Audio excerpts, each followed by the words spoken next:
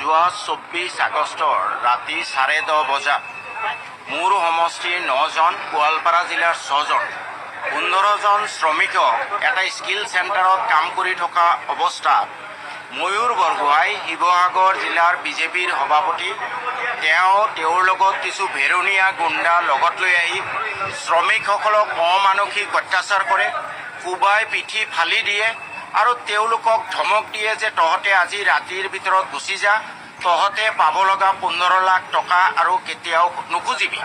আৰু শ্ৰমিকসকলক মুখেৰে আছু জিন্দাবাদ, আটাছু জিন্দাবাদ আদি ধ্বনি দিয়ায়। কিন্তু আপোনালোকে পিছদিনাখনে দেখিছে আছু বা অন্যান্য সংগঠনে এই কথাটো অস্বীকাৰ কৰিছে যে আমাৰ আছুৰ ল'ৰা বা আটাছুৰ ল'ৰা কোনেও তাত যোৱা নাছিলে।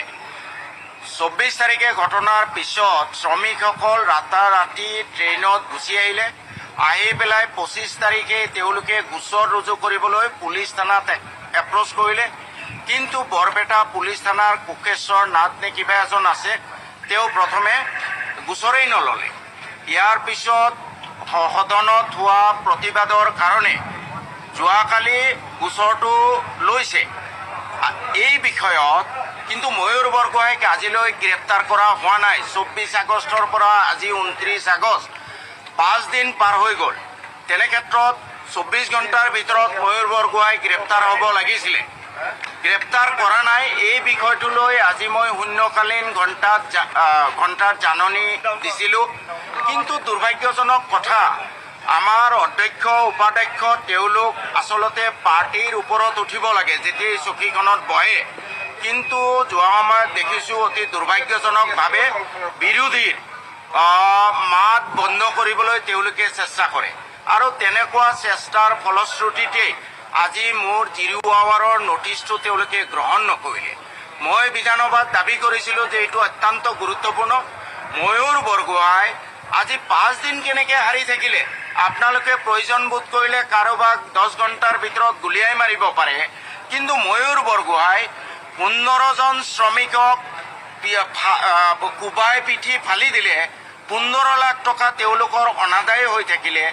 এই ময়ূৰ বৰগোহাঁইক কিয় গ্ৰেপ্তাৰ কৰা নহ'ব?